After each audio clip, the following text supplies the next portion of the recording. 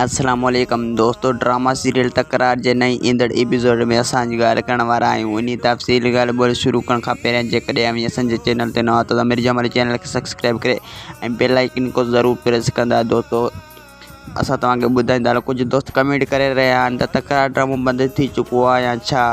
तो तकरार ड्रामो बंदि न आहे थियो, उन जा एपिसोड ख़त्म थी चुका। इंशाल्लाह ये हफ़्तो ईंदो अॻियों, इन ते इंशाल्लाह हलंदो। तव्हां ॿारनि खे गुज़ारिश हूंदो त इन हफ़्ते ते तव्हां ॾिसणु न विसारींदा। तव्हांखे ॿुधाईंदा त हालात इन हफ़्ते में अचे हा, जेको हीउ हफ़्तो गुज़री वियो इन में अचे हा, पर बहरहाल ईद जा फिल्मूं अची विया, वरी मथां ईद अची वियो, उन जे करे तकरार ड्रामो खे अपलोड न कयो वियो। हाणे अॻे हफ़्ते में इंशाल्लाह ड्रामो ज़रूरु ईंदो।